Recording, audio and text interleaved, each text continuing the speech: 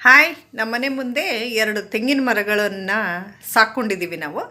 ಅದಕ್ಕೆ ಒಂದು ಮರಕ್ಕೆ ಹುಷಾರಿರಲಿಲ್ಲ. ಅದಕ್ಕೆ ನಾನು, ನಮ್ಮ ತಂದೆ, ನನ್ನ ತಂಗಿ ಸೇರ್ಕೊಂಡು ಇವತ್ತು ಟ್ರೀಟ್ಮೆಂಟ್ ಕೊಟ್ಟಿದ್ದಾಯಿತು. ನೋಡಿ, ಅಲ್ಲಿ ಗರಿ ಈ ಥರ ಬೆಂಡಾಗಿದೆಯಲ್ಲ, ಅದು ಎಳೆದದು ಗರಿ.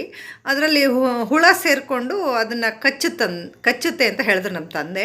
ಅದಕ್ಕೆ ಔಷಧಿ ಮಾಡೋಣ ಅಂತ ಹೇಳಿದ್ರು. ಆಯಿತು ಅಂತ ಹೇಳಿಬಿಟ್ಟು ಎಲ್ಲ ರೆಡಿ ಮಾಡ್ಕೊಂಡಿದ್ದಾಯಿತು. ಇನ್ನೊಂದು ತೆಂಗಿನ ಮರ ಇದಕ್ಕೆ ನಮ್ಮ ತಂದೆ ಔಷಧಿ ಹಾಕಿದ್ರು. ಅದು ಸರಿ ಹೋಯಿತು. ಅದ್ರ ಪಕ್ಕದಲ್ಲಿ ಒಂದಿದೆ, ಅದಕ್ಕೆ ಬಂದಿತ್ತು. ಮತ್ತು ಅದಕ್ಕೆ ಕೂಡ ಇವತ್ತು ಔಷಧಿ ಎಲ್ಲ ರೆಡಿ ಮಾಡ್ಕೊಂಡ್ವಿ ಹಾಕೋದಕ್ಕೆ ಅಂತ ಹೇಳಿಬಿಟ್ಟು. ಮತ್ತು ನಂದು ಸ್ಯಾರೀಸ್ ಆರ್ಡ್ರ್ ಬಂದಿತ್ತು ಕುಚ್ಚು ಹಾಕೋದಕ್ಕೆ. ಅದನ್ನು ಕಂಪ್ಲೀಟ್ ಮಾಡಿಕೊಂಡೆ. ಮತ್ತು ರೋಸ್ ಪ್ಲ್ಯಾಂಟ್ಸ್, ದಾಸವಾಳ ಪ್ಲ್ಯಾಂಟ್ಸ್ಗೆ ಇವತ್ತು ಲಿಕ್ವಿಡ್ ಫರ್ಟಿಲೈಸರ್ ಕೊಟ್ಕೊಂಡೆ ಇವತ್ತು. ನೋಡಿ, ಅದಕ್ಕೋಸ್ಕರ ಔಷಧಿ ತಯಾರಿಸೋಕ್ಕೆ ನ್ಯಾಫ್ತಲಿನ್ ಬಾಲ್ಸ್ ತೊಗೊಂಡಿದ್ದೀನಿ. ಕ್ರಷ್ ಮಾಡ್ಕೋತೀನಿ. ಅದನ್ನು ಕವರ್ ಒಳಗೆ ಹಾಕಿಬಿಟ್ಟು ಒಂದು ಕಲ್ಲಿಂದ ಸುಮ್ಮನೆ ಏಟ್ ಕೊಡೋದು. ಸಾಫ್ಟಾಗಿರುತ್ತೆ, ಪುಡಿ ಆಗಬೇಕು ಚೆನ್ನಾಗಿ. ಪುಡಿ ಆದ ನಂತರ ಅದನ್ನು ಸ್ಯಾಂಡ್ ಆಗಿರ್ಬೋದು ಅಥವಾ ಮರಳು ಸ್ಯಾಂಡ್ ಆಗಿರ್ಬೋದು, ಅದಕ್ಕೆ ಸೇರಿಸ್ಬಿಟ್ಟು ಚೆನ್ನಾಗಿ ಮಿಕ್ಸ್ ಮಾಡ್ಕೋಬೇಕು ಆ ಪುಡಿನ. ಮಿಕ್ಸ್ ಮಾಡಿಕೊಂಡು ನನ್ನ ತಂಗಿ ಏನು ಮಾಡಿದ್ಲು, ಕವರಲ್ಲಿ ಅದನ್ನು ಹಾಕ್ಕೊಂಡ್ಬಿಟ್ಟು ಮರಕ್ಕೆ ಏಣಿ ಹಾಕ್ಕೊಂಡು ಮೇಲಕ್ಕೆ ಹತ್ತಿಬಿಟ್ಟು ಆ ನಾರು ಇರುತ್ತಲ್ಲ, ಆ ನಾರು ಅದರೊಳಗೆಲ್ಲ ಒಂದೊಂದು ಹಿಡಿಯಷ್ಟು ಅದು ನ್ಯಾಫ್ತಲಿನ್ ಬಾಲ್ ಮಿಕ್ಸ್ ಮಾಡಿರೋ ಇದನ್ನು ಸ್ಯಾಂಡನ್ನು ಹಾಕಿದ್ಲು.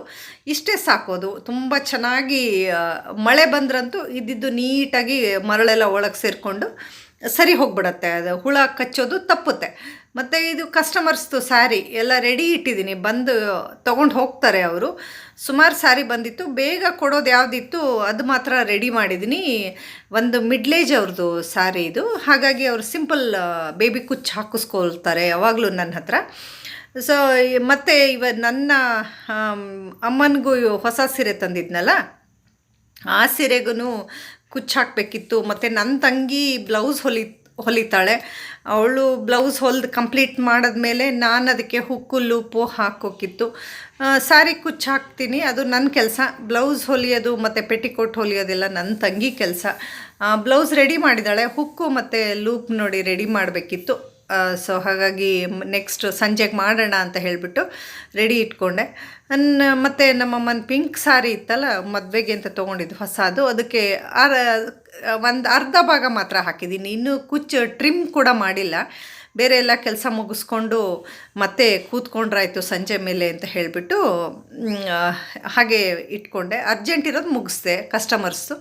ಮತ್ತು ಇದು ಪೆಟಿಕೋಟ್ ಹೊಲ್ದಿದ್ಲು ನಮ್ಮಮ್ಮನ ಸಾರಿಗೆ ನನ್ನ ತಂಗಿ. ಅದಕ್ಕೊಂದು ಸೀಕ್ರೆಟ್ ಪಾಕೆಟ್ ಹಾಕ್ತಾಳೆ ಯಾವಾಗ್ಲೂ.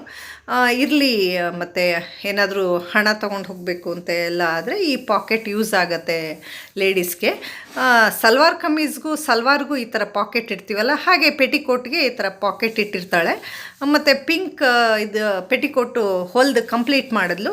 ಇದು ಪೆಟಿಕೋಟ್ ಏನೋ ಕಂಪ್ಲೀಟ್ ಆಯಿತು, ಆದರೆ ಪಾಕೆಟ್ ಇಡೋದು ಮಾತ್ರ ಕೆಲಸ ಬಾಕಿ ಇತ್ತು. ಸಂಜೆಗೆ ಇಡ್ತೀನಿ, ಗಿಡಗಳಿಗೆಲ್ಲ ಫರ್ಟಿಲೈಸರ್ ಕೊಟ್ಕೊಂಡು ಬಿಡೋಣ ಬಾ ಅಂತ ಹೇಳಿದ್ಲು. ಅತ್ತಿ ಮರದಿಂದ ಹಣ್ಣಿಂದ ಫರ್ಟಿಲೈಸರ್ ರೆಡಿ ಮಾಡ್ಕೊಂಡಿದ್ದೆ ನಾನು. ತುಂಬ ದಿನ ಆಯಿತು ಮಾಡಿ ರೆಡಿ ಇಟ್ಬಿಟ್ಟು ಅದನ್ನು ಇವತ್ತು ಗಿಡಕ್ಕೆ ಹಾಕ್ಕೊಳ್ತಾ ಇದ್ದೀನಿ. ಗಿಡಕ್ಕೆ ಫರ್ಟಿಲೈಸರ್ ಕೊಡೋಕ್ಕೆ ಅಂತಲೇ ಯೂಸ್ ಮಾಡದೇ ಇರೋ ಅಂಥದ್ದು ಪಾತ್ರೆಗಳು ಇಟ್ಕೊಂಡಿರ್ತೀನಿ. ಅದಕ್ಕೆ 1 ಬೌಲ್ ಫರ್ಟಿಲೈಸರ್ ಆದರೆ 10 ಬೌಲಲ್ಲಿ ನೀರು ಹಾಕ್ಕೊಳ್ತೀನಿ, ನೀರು ಸೇರಿಸ್ತೀನಿ. ಅದಕ್ಕೆ ಸೇರಿಸ್ಬಿಟ್ಟು ದಾಸವಾಳ ಗಿಡ ಹಾಕಿದ್ನಲ್ಲ ಅದಕ್ಕೆ ಕೊಟ್ಕೊಂಡೆ. ಮತ್ತು ರೋಸ್ ಮೊಗ್ಗಾಗಿದೆ ನೋಡಿ, ಎಷ್ಟು ಚೆನ್ನಾಗಿದೆ ಎಲ್ಲೋ ರೋಸ್, ಅದಕ್ಕೂ ಸಹ ಹಾಕಿದೆ. ನಂತರ ಇವತ್ತು ಇಷ್ಟೆಲ್ಲ ಕೆಲಸ ಮಾಡಿಕೊಂಡೆ. ನಂತರ ಕುಚ್ಚು ಹಾಕೋದಕ್ಕೆ ಅಂತ ಹೇಳಿಬಿಟ್ಟು ಮನೆಯಲ್ಲಿ ರೆಡಿ ಆಗಬೇಕಿತ್ತಲ್ಲ, ಮತ್ತು ಹೊರಗಡೆ ಹೋದೆ ಕುಚ್ಚಿಗೆ ಮೆಟೀರಿಯಲ್ ತರೋಣ ಅಂತ ಹೇಳಿಬಿಟ್ಟು. ನಮ್ಮನೆ ಮುಂದೆ ಅಮೃತ ಬಳ್ಳಿ ನೋಡಿ ಎಷ್ಟು ಚೆನ್ನಾಗಿ ಬಂದಿದೆ. Thank you for watching. ನಾಳೆ ಸಿಗ್ತೀನಿ.